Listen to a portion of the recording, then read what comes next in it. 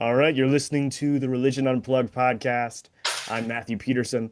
Today I'll be speaking with journalist, author, and musician Lee Hawkins about his recent memoir, I Am Nobody's Slave: How Uncovering My Family's History Set Me Free. Lee, thanks so much for making time for us today. Thank you so much, Matthew. Good to see you. Good to see you. Yeah, so I think I'm still curious by your career. You've done kind of a lot of things. You've been, you worked for Wall Street Journal for years and years. You've recorded albums as a singer. You were even like a finalist for a Pulitzer Prize back in 2022. But you're not an old man. Yet you're writing a memoir now. And I am curious why at this point in your career was right now the right time to write a memoir. Oh, well, first of all, I am an old man. My joints will tell you that, but I try to swim and stay in shape either way. But yeah, thank you so much for the opportunity to be on the show. I didn't start this as a project where I thought I was going to be doing a book. I started this as somebody who was really curious about my family history. I would say that I was curious about my family history years before I even knew that I would have a career in writing. I saw the movie Roots. And in the movie Roots, there was a scene in that movie, so many scenes in that movie, but many people will remember the harrowing scene where the main character, Kunta Kinte, is actually whipped for refusing to take the name of the colonizer. And as a very young boy who was at the time living in Minnesota, my father was from Alabama, but moved to Minnesota when he was 12. I had a lot of curiosity about how my family ended up in America. I knew that we were Black American. I knew that Crispus Attucks was the first, a Black man was the first to be killed in the American Revolution for the America that we know as today. So I felt like I was a part of the democracy. But what I did not understand is, was it a democracy? I mean, even at 6 years old, I had a very strong sense of injustices when I saw them, and I saw him being whipped for refusing to apologize for his heritage. And I drew a parallel to the belt, which I received as a form of discipline, which a lot of us received a lot of times in the name of Christianity. And there was my sense of injustice, even when that was happening to me as a little boy, kicked in as well. And so I knew that there was something that was wrong. And I wanted to know if the belt whippings that I received as a child had anything to do with the whipping that I saw in that movie, and how my family, if my family were people who were free or if they were enslaved, what part of the country were they in? Were they down south like my dad? And what was Alabama like? Because my dad would never talk about what it was like to grow up in Alabama. I just knew that occasionally he would have nightmares. And I would ask him, Dad, what were you dreaming about? And he would say, Alabama. And that would be it. But it was such a mystery to me. And I knew that because of the sheer power and the sense of strong community and the love that I had both in my family and my community, that whenever or however we came to America, we were strong people. But I wanted to know exactly what that was. And so when Ancestry.com came out, that gave me the opportunity to take a DNA test and then start to get into genealogy. And then after about, I don't know, 2 or 3 years of researching this and sharing what I had discovered about Alabama with my father, because so much was hidden from him, it became sort of a labor of love. And then I talked to my agent about it, and my literary agent, and then it ended up becoming a book. And it became a book because I wanted to be able to figure out what in the past had led to the very unique way I was raised as a Black boy in America. That there were things um, that, I was not able to do. I didn't have freedom. My parents were afraid for me to have freedom. Yeah. And so there, yeah. And so a lot of that, I wanted to know what that had to do with American history. And I went back 400 years and it took me 10 years, but Matthew, I found out. Wow. Yeah, yeah. And I mean, there's a million things we could talk about in everything you just said, and I want to poke at a lot of it. I think starting with one of the most interesting themes to me.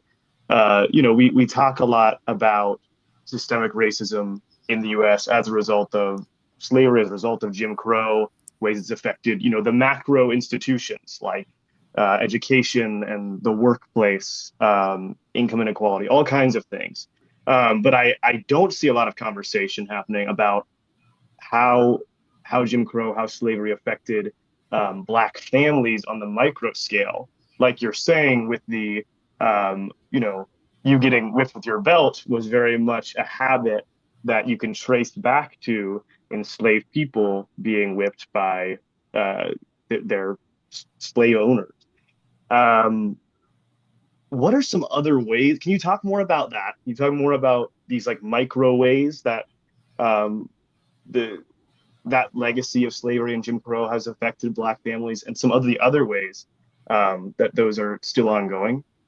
Yes, most definitely. One as part of this, there would have been no way that I could have gone as deeply into my family history without reaching out to the people who tested their DNA tested to match mine, who are white, right? And so 18% of my DNA is from Wales. The rest of my DNA is primarily from West Africa.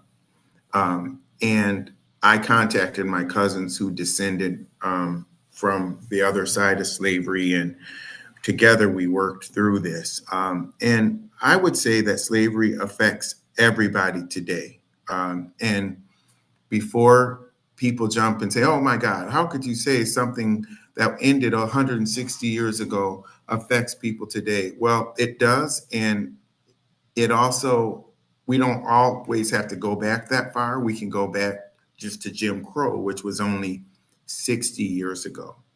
So it's very important to understand that even though my family has been in America since the 1600s, um, I am part of the first generation of my family to be born equal to a white person under the United States Constitution.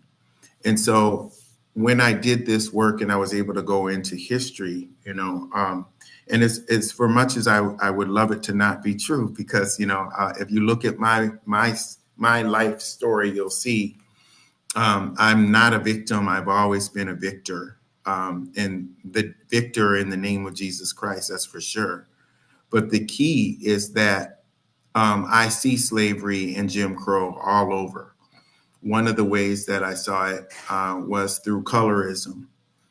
There were many people who would judge other people based on how light or dark their skin was. I see Jim Crow and slavery through what happened to my cousins who were white, that the fact that they were also obviously whipped, because I found out, later on, or we found out that our ancestors were not just enslavers, but one of them in particular was the justice of the peace for Butler County, which was a whole county that in Alabama, in Greenville, Alabama, where my dad was from, which meant that he oversaw the whipping of enslaved people um, when the slave patrols would deem that one of them broke a rule. What kinds of rules would be broken? Well, one of the rules was there couldn't be there couldn't be a black people couldn't have a public gathering of more than three people without a white person present. And if a white person wasn't present and they were found to be in violation of that particular slave code, they received 39 to 100 lashes. And it wasn't from the police, because at that time there was no police. At that time, every white man between the ages of 18 and 45 had a whip and had a gun and was obligated and required by the law, right, by law, to do one night a week of slave patrol. So that meant that every white person had jurisdiction over and enforcement power over Black people. They were all deputized by the government. Where do I see that today? Well, I see it today when, I could be sitting down somewhere or having a conversation or seeing Black people have a barbecue in a park, and someone comes up to them and says, "Excuse me, who are you and what are you doing here? Do you have, are you authorized to be here?" And a lot of times we ask back, "Well, who are you? And why are you asking me anything? What gives you the power to come up to me as a random individual, and you being a random individual, to say anything to me as if you're an agent of the state?" Well, that's not an accident, because all the way up to um, 1965, before the Civil Rights Act of 1964 was passed, white people were pretty much agents of the state. If you saw what happened to Emmett Till, that will give you an example. He was beaten, he was dragged, all of those things happened. And the woman, Carolyn Dunham Bryant, um, or Bryant Dunham, I always get that mixed up, who made the false allegations against him. She died in peace just less than 2 years ago, as an old woman, and never was brought to justice for what she did. So that's another example. There's other things that happen. Like you can see, I'm very sartorially dressed. Um, and that's just a part of who I am. A lot of times we're a function of how we were raised and what family we come from. Yet I'm questioned about that. I'm asked about that quite a bit, and people, well, why are you always so dressed up? It doesn't. I've even had some African American people look at me as if I'm not really Black because I dress in the way that I do. And that always baffled me. But when I went back into the slave codes, Matthew, I saw that Black people, under those codes, were not allowed to wear clothing that was of a certain value or higher. And if they did, they received 39 to 100 lashes with the whip. And so, all of this was really interesting when an aunt gave me a bunch of pictures of some family members from the turn of the century, and they were all beautifully dressed. And I recognized at that moment, after having seen the slave patrol rules, the slave code rules, I recognized at that point that that wasn't just uh, an act of just us wanting to be flashy or to show swag or anything like that. It was an act of protest that we took care of ourselves impeccably, in defiance of the laws that said that we legally should not. And so I think that I'll give you one more example. When I was a kid, I was a pretty good writer, and I can remember one time in particular when we had to do a paper, and everybody used to hate doing papers. I loved doing papers. Sometimes I would do my friends' papers, and I remember getting a paper back, and it had an A+ on it. But I had a couple friends in the class. I wanted to be cool, right? And so I had a couple friends, both Black and white, in the class who I didn't want them to see that. I remember that day because I took the paper, I put it in my backpack, Mhm. and I remember that. And today, I'm pretty saddened by the fact that I did that. But it was because in many environments, when a Black person is academically inclined, when a Black person is speaks with a certain force or a certain amount of, you know, diction or whatever you may call it, they'll say to you, "You're acting white. You're acting white. Why are you acting white? Why are you talking white?" And on the other side of the equation, white people and people of other races will say, um, "He's not really Black. He can't be Black, because just look at the way that he carries him, because he doesn't live down to the stereotype the white supremacist stereotype that Black people, many Black people even possess, of how a Black man should carry himself. And when I went back into the slave codes, I saw that my great great grandmother Charity and my great great grandfather Isaac Blakey, who were enslaved, the last generation of my family to be enslaved, they, under the slave codes, were legally forbidden from learning to read and write. And that if they were caught reading and writing, they got 39 to 100 lashes. And so the way that all of these different slave codes were enacted and enforced back then are still in the minds of people. You know, it's impossible. People get mad when we say, when we talk about white supremacy. It sounds like a almost like a woke term where someone is trying to invoke some kind of radical militantism into, you know, daily life. But that's not when I say white supremacy, I'm actually speaking about the system of laws that was legal all the way up to 1964, and the fact that it's only been 60 years that America has not been on the books a white supremacist country. And so we have to look at the ways, no matter where we stand on the political spectrum, of the ways in which you know, centuries of white supremacy being the law would affect our socialization and affect the way we see the world and what we expect from Black people, and what we believe our power is. And so, and that's with everybody. That's with everybody in this country. We're all affected by it to some extent, whether we want to admit it or not. That doesn't mean that people should be beaten over the head with it, or that people should feel ashamed of it, because we're not responsible for the sins of our forefathers. But I think it is important to process it and figure out how it affects our present and how it affects our future if we let it.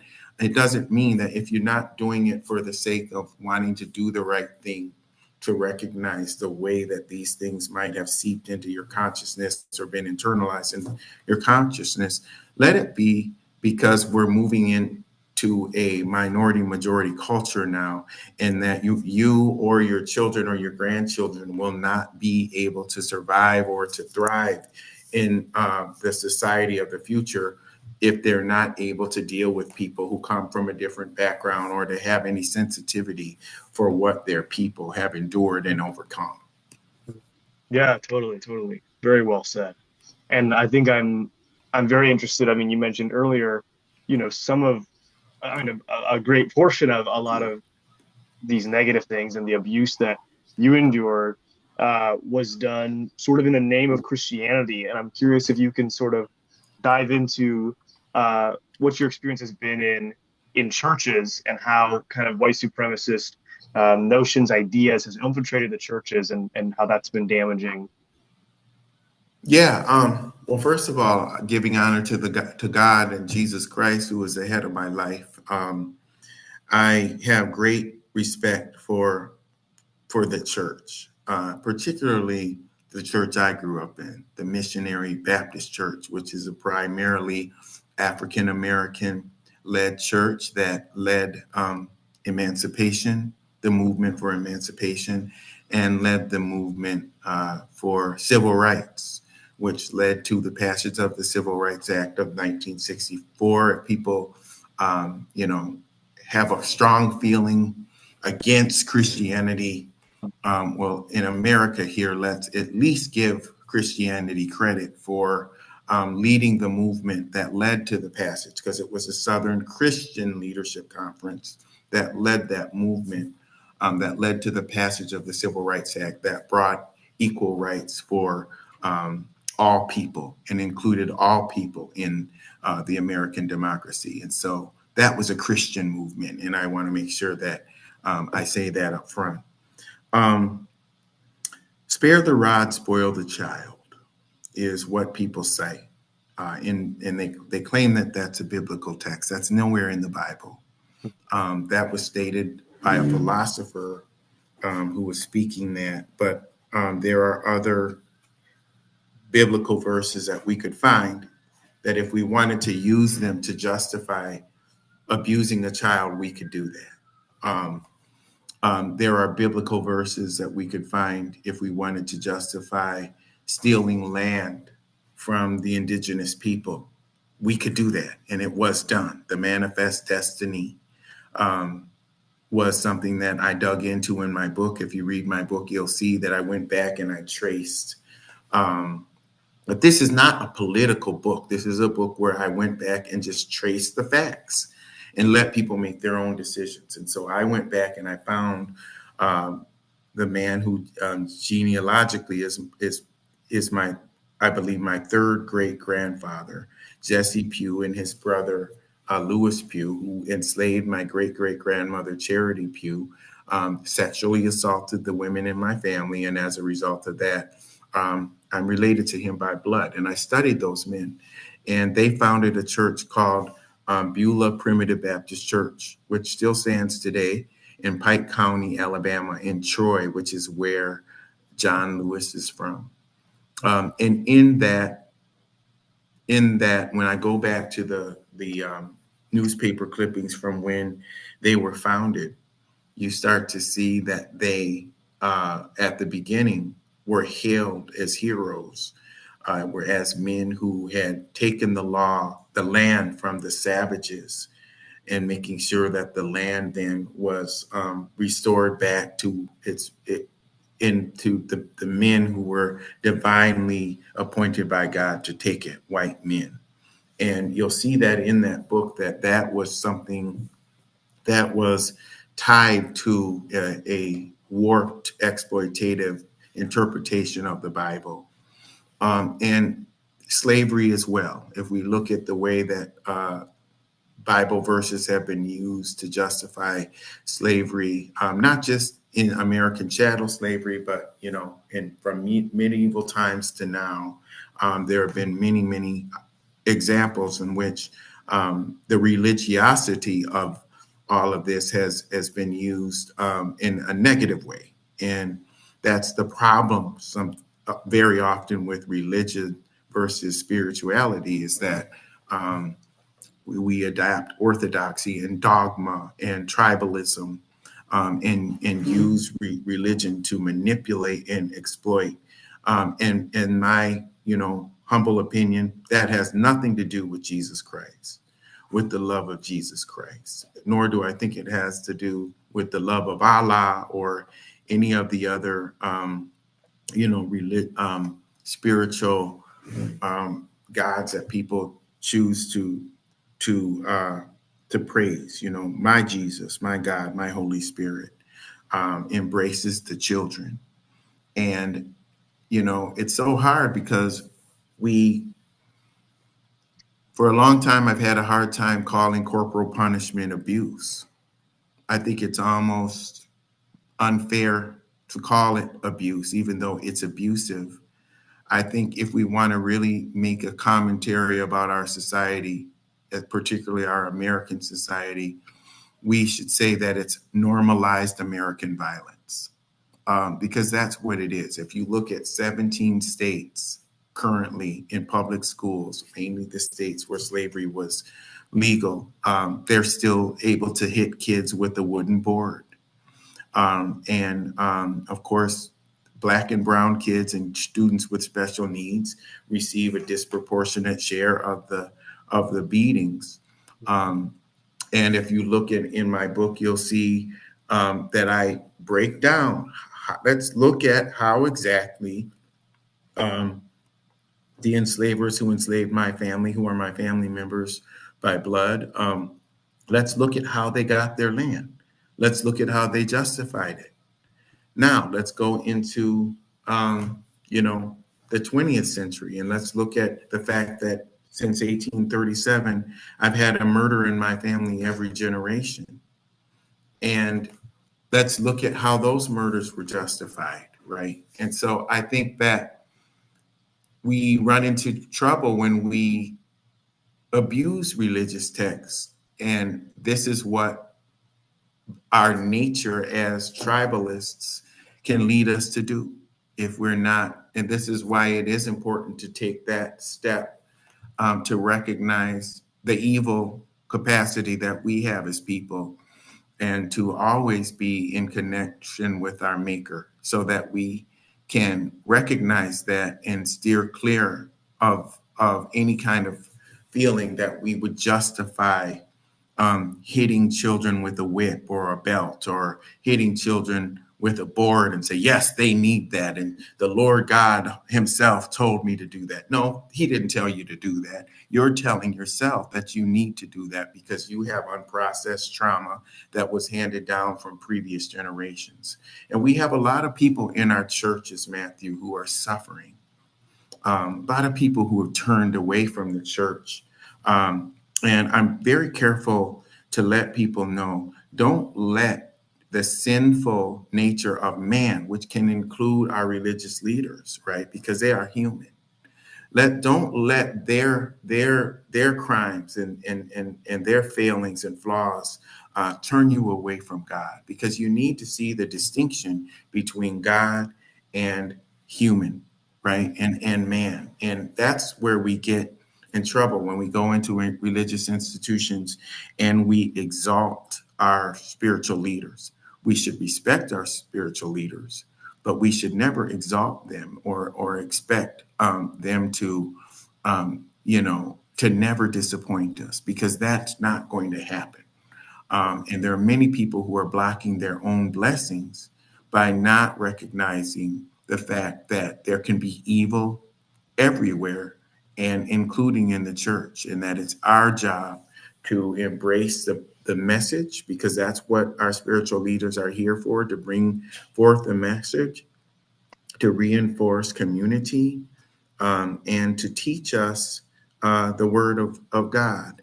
But it's our responsibility to not see them as one and the same, because they're just people, just like all of us.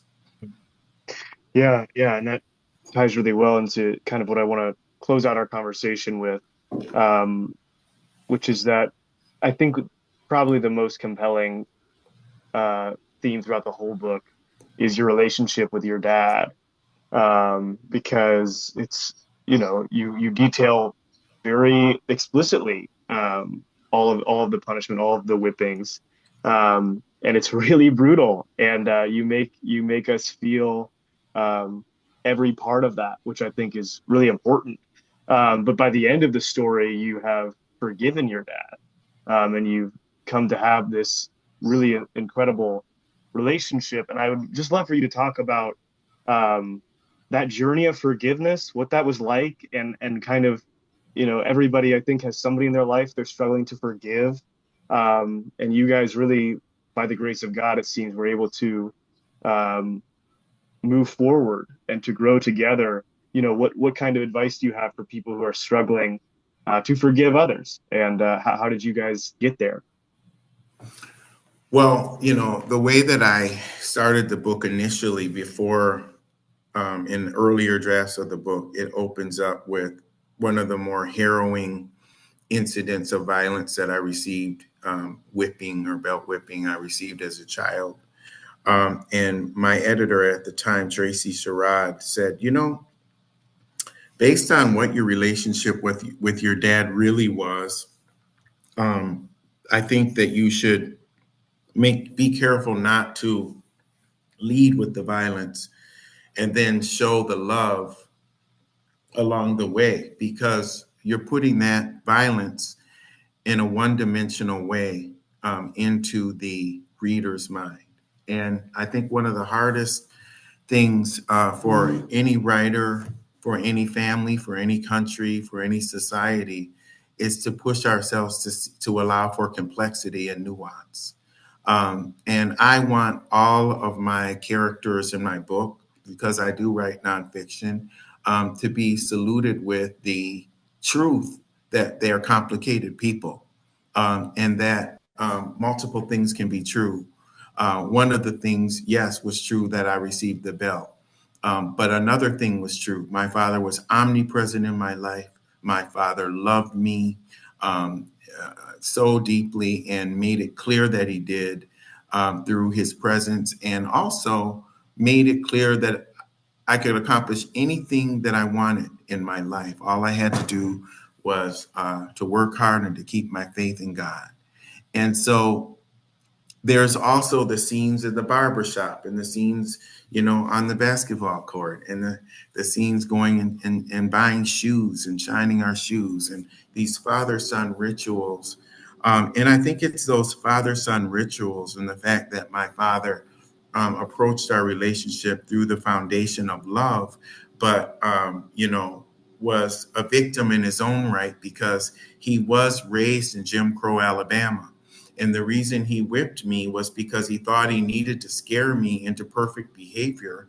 Because, if we got in trouble, we might not just get in trouble, we could get killed or we could get hung from a tree.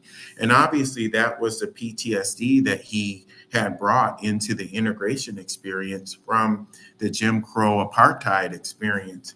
And I needed to do this work in order to understand what my father had lived through and to have some level of understanding, sensitivity, and appreciation for what it must have been like to live under the threat of violence, and especially to come from a family where your father was murdered and both of your parents had their fathers murdered when they were children. See, I didn't know all of that. And so once I started to get this knowledge over time, especially as my father started to open up, it just led to even more forgiveness. And so what I think is important is for people to, read my book with the understanding that I developed a concept called the future method.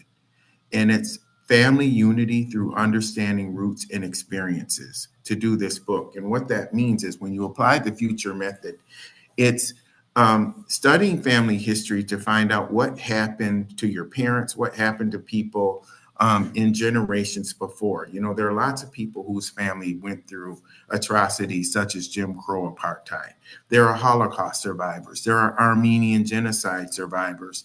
There are people who suffered as Irish and Italian displacement and disrespect. There are Hmong people who faced a lot of trouble when they came to this country. Right now, we see certain things that are happening with mass deportations that will certainly affect families for generations. These atrocities affect the elders, and we have to allow for the fact that they too are human. We have to allow for the fact that they're multidimensional and that they have their failings. Doesn't mean that you have to automatically forgive anyone. But I think the going on the path of forgiveness against someone who has abused you physically, emotionally, verbally, narcissistically, requires you to develop more of an understanding and a sensitivity to them as a child. I think childhood trauma is the biggest crisis that we face in the world, but especially in America. The way we treat our children is worse than how we treat dogs. And what I mean by that is if you look at anybody who grew up in the 70s and 80s, they'll tell you it wasn't out of the ordinary to get smacked across the face or whatever it was. And even today it's happening and it's still happening in our schools, but you could never take a wooden board to a dog, right? You'd go to jail. So our children, you could never take a wooden board to your wife, right? And the key is that our children are the most vulnerable, but have the least protection in our society. So once I started to understand that the violence that was waged against me should never be dismissed, but that it was more of a function of normalized violence, of a reflection of a country that was founded on violence, right? Um, then I started to understand why my father and so many other parents, my friends' parents from my generation, felt that it was justified to do it. And that opened up the pathway to forgiveness and also my father's evolution. My father was a very intelligent man, and I saw him always improving, always trying to improve his life. Whenever I was in school, he was in school. He was in night school and working. He was a personification of the American dream. And I think I still believe devoutly in the nuclear family. I still believe devoutly in the the positive patriarchal leadership that we can show, that this doesn't mean domination, but it means male leadership in the truest sense of the word.